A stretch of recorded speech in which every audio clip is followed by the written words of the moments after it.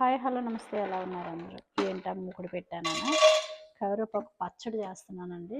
చాలా బాగుంటుంది. చూడండి, ఫస్ట్ పల్లీలు వేసాను, కొంచెం వేపుకున్నాక కొంచెం వేగిన తర్వాత మినప్పప్పు వేసుకోవాలండి. ఒక 2 స్పూన్లు వేసుకున్నాను.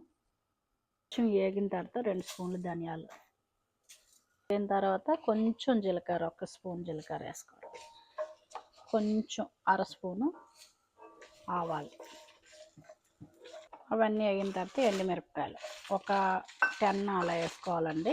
కరివేపాకు ఎక్కువ ఉంటే 10 వేసుకోవాలి, తక్కువ ఉంటే ఒక 5 వేసుకుంటే సరిపోద్ది. మీకు కారం ఎంత సరిపోతే అంత, మీరు ఎంత తింటున్నారో అంత వేసుకోవచ్చండి. మీరు కారంగా ఉండాలి అనుకుంటే పెప్పర్ కూడా యాడ్ చేయొచ్చు. నేను యాడ్ చేయట్లేదు కరివేపాకు పచ్చడిలోని. ఆల్రెడీగా ఫ్రై చేసేసుకున్నానండి. కరివేపాకు అంతా ముందే వేపేసుకున్నాను. ఇలా ముక్కలు ముక్కలుగా అయిపోవాలి. వేపినప్పుడు చూసారా, ఇలా అయిపోతే సరిపోద్ది.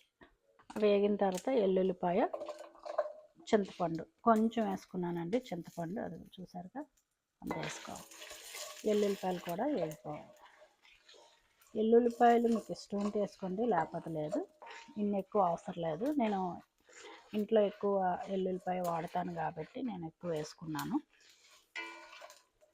తినండి, అయిపోయింది. ఇప్పుడు కరివేపాకు ఇందులో వేసుకుందాం. చూసారు కదా, ఇది మొత్తం అంతా అన్నీ వేగిపోవాలండి. ఎందుకంటే ముందే నేను కరివేపాకు వేపుకున్నాను. దీంట్లో కూడా వేపుకోవచ్చండి. ఇలా పోపులు వేగిపోయిన తర్వాత కూడా వేపచ్చు, ఏం పర్లేదు.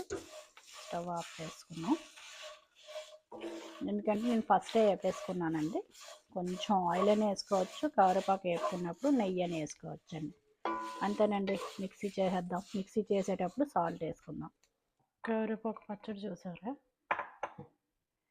ఇలా ఇప్పుడు ఆ రైస్లోనే వేసుకోవచ్చండి.